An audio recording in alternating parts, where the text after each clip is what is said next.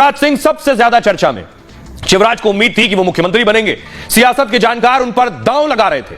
शिवराज कुछ न कहकर भी बहुत कुछ कह रहे थे। शिवराज सिंह के बयानों से उनका दर्द छलक रहा था, लेकिन जो भी कह रहे हैं पार्टी अनुशासन के दायरे में, इसलिए संकेत है कि उन्हें बड़ी जिम्मेदारी दी जा सकती है।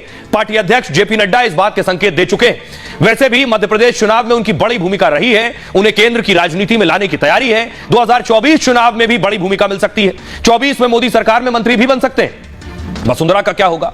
महारानी फिर सीएम बनना चाहती थी। राजस्थान में उन्होंने सारे तकड़म आजमाए, तेवर भी दिखाए, संकेत भी दिए, लेकिन मोदी शाह के सामने उनकी एक नहीं चली। बीजेपी आलाकमान ने उन्हें जो कहा वो उन्हें करना पड़ा।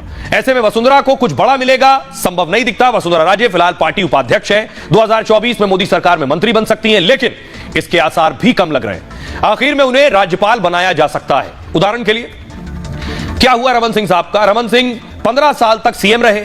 चुनाव के 3 महीने पहले तक पिक्चर में नहीं थे। पार्टी ने उन्हें जिम्मेदारी दी जिसे उन्होंने पूरा किया। छत्तीसगढ़ चुनाव में उनकी मेहनत का फायदा भी मिला। मोदी ने उनकी मेहनत और अनुशासन का फल उन्हें दिया है। रमन सिंह को छत्तीसगढ़ विधानसभा का स्पीकर बनाया गया।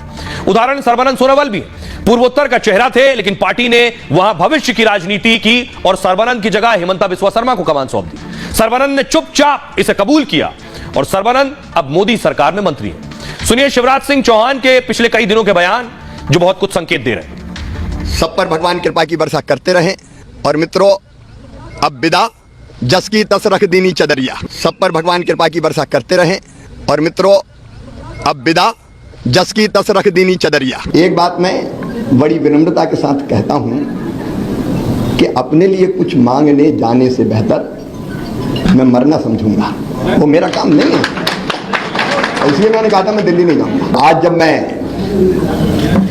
यहां से विदाई ले रहा हूं तो मुझे इस बात का संतोष है कि 2023 में फिर भारी बहुमत से भारतीय जनता पार्टी की सरकार बनी है। मेरा मन आनंद और संतोष से भरा हुआ है। ये सरकार बनी, लेकिन मेरे मन में संतोष है।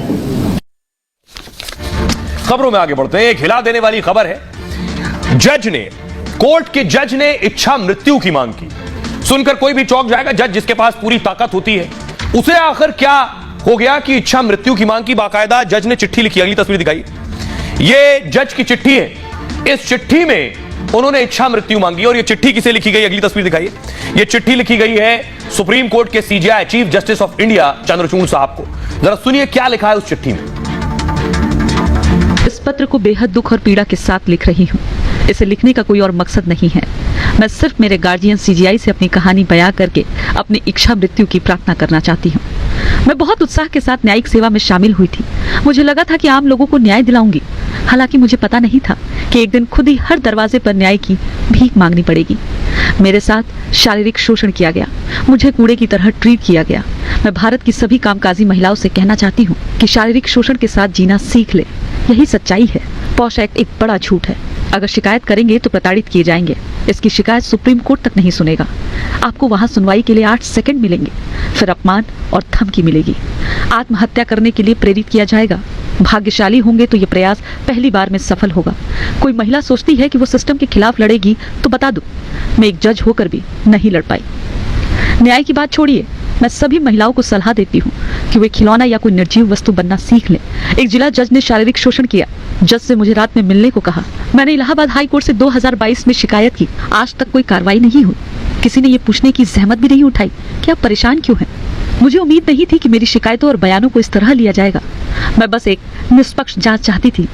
मैंने सोचा शायद सुप्रीम कोर्ट में सुनवाई होगी। मुझे क्या पता था कि याचिका महज 8 सेकंड में खारिज कर दी जाएगी। मेरी प्रार्थना पर बिना कोई विचार किए सिर्फ एक शब्द बोल दिया गया, डिसमिस। मुझे लगा जैसे मेरी लाइफ गरिमा और आत्मा को एक झटके में खत्म कर दिया गया हो।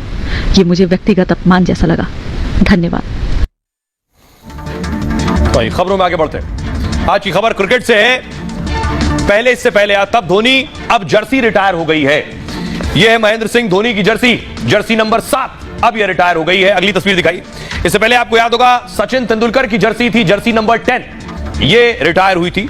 आपको बताऊं महेंद्र सिंह धोनी के साथ 7 नंबर बहुत लकी भी रहा। महेंद्र सिंह धोनी को बीसीसीआई से यह बड़ा सम्मान मिला है। किसी भी खिलाड़ी के लिए बड़ा सम्मान है।